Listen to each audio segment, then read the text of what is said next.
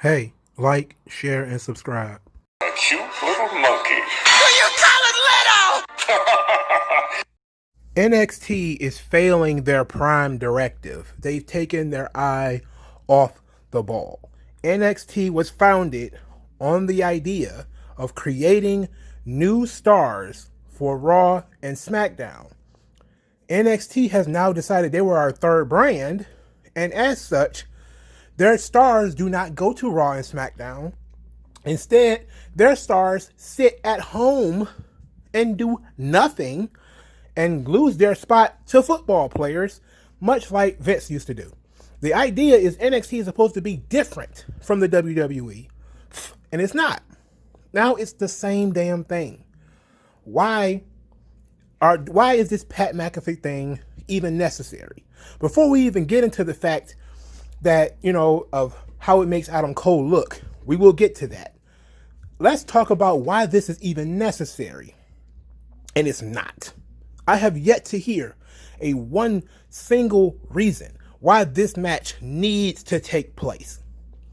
Why Pat McAfee should be on NXT TakeOver.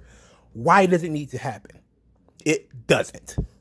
Okay, so before anybody even tells me about anything else, Pat McAfee, is he even a mainstream athlete? I mean, is he like a top football player? Is he a former football player? I haven't watched football in years. I don't know where this guy came from, nor do I understand why he matters so much. Look, I understand that he has 1.3 million followers. Some dweeb on Twitter brought that to my attention.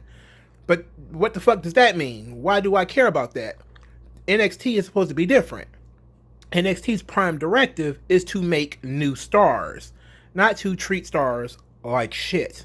But look, I'm not upset because the football player got the better of the wrestler. Wrestling and football, especially in the WWE, has gone all the way back to WrestleMania 2 with the football wrestling battle royal that they've done. They had Walter Payton come to the ring with Razor Ramon at SummerSlam against Diesel. They had Lawrence Taylor actually in the ring. There's been, multiple times of football players getting involved. But my problem with this one is Pat McAfee is a punter. Last I checked.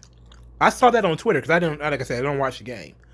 He's a punter, not a linebacker, not an offensive lineman, not a running back, not a fullback, not a quarterback, a punter. A punter. Stop, man. Come on, man. When was the last time anybody ever seen a mainstream punter? And when was the last time somebody said, you know what? They wouldn't have won a Super Bowl if it wasn't for that punter. When's the last time a punter scored a touchdown? When's the last time a punter has done anything? Why would you take a guy who is the champion for 400 days and have him get knocked out by a punter? That's next level stupid. That's next level stupid. See, I could accept it if it was any other position, except maybe kicker. If you were a quarterback and you sneak kicked somebody, sneak punched somebody, whatever. And look, I know they tried to make sense of it. Like, he got kicked by a punter. He got punted by a punter. Get it? Like, of course, he kicks the ball really, really hard. So yeah, it makes sense that he would be able to knock a guy out with a kick. But so what? Adam Cole should be doing something else. Shouldn't he just be on Raw? Shouldn't he just be on SmackDown? Why? What's wrong with him being on Raw or SmackDown? Why does he need to be made fun of for being short on NXT? When you can literally make fun of 99% of the roster for being short. The same storyline, you could do the same storyline with Roderick Strong. You could do the same storyline with Bobby Fish. You could do the same storyline with Johnny Gargano. You could do the same storyline with Finn Balor. Why does it have to be Adam Cole? Why does he have to be in that position? He doesn't need to be. None of this needs to happen. None of it needs to happen. This is the problem with NXT that I said at the beginning.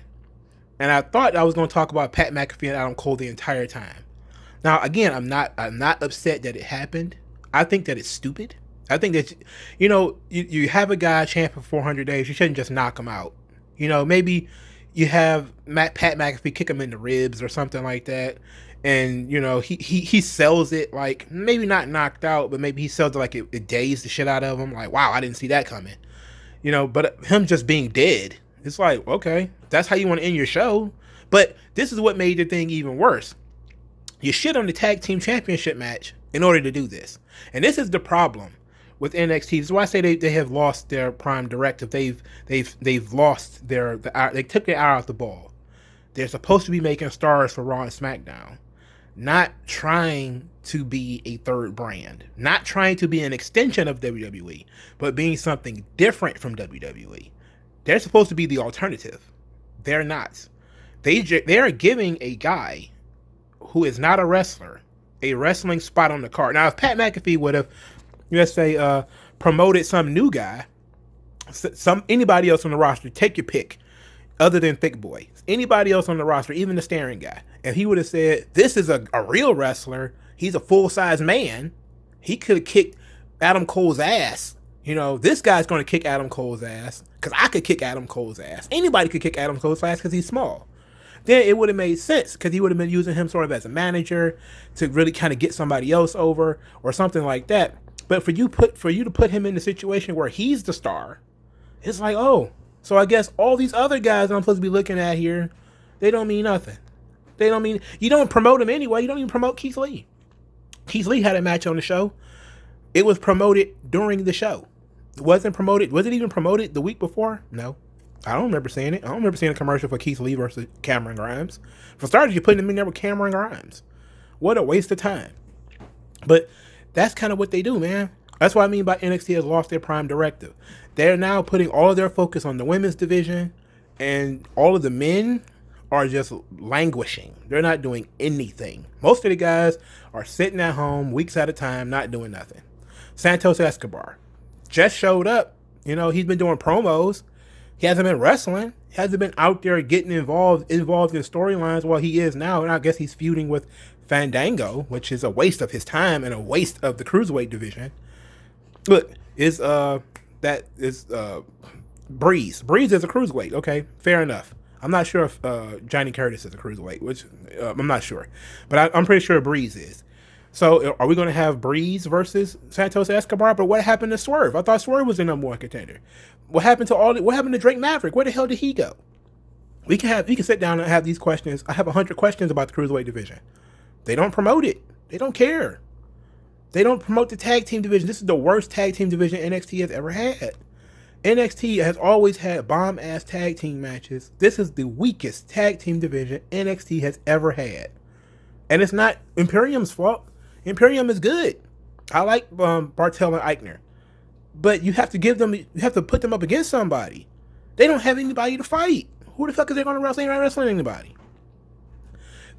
Keith Lee, again, he's in this feud with Karrion Kross, which is great. They're the only two men that are actually promoted as being top stars. Everybody else is some version of mid-carder. That's just the reality. Now even the women on the lower end of the show is considered to be worth promoting. Dakota Kai, they promoted her match. They promoted, her and Rhea Ripley. Now, why would you promote that match as if it's the main event and then put it on first? I have no idea. I don't know. I don't know why you would do that. But it was a good match. They had, it was decent. There was some blood. There was blood in that feud. Men don't get to have blood feuds. Women do, though. Weird. Now, unless that was Hardway, which it might have been. But it's really strange. NXT could have just been... And look, I understand that it being on TV, now they kind of feel like they have to do more with the guys that they have. You have to keep Bam Balor around or Cole around, and you have to keep these guys around longer. Okay, fair enough, but at least populate them throughout the show and promote what they're doing. Promote them as guys who should be on Raw or SmackDown, but are choosing to stay in NXT because NXT is different. It's not like WWE.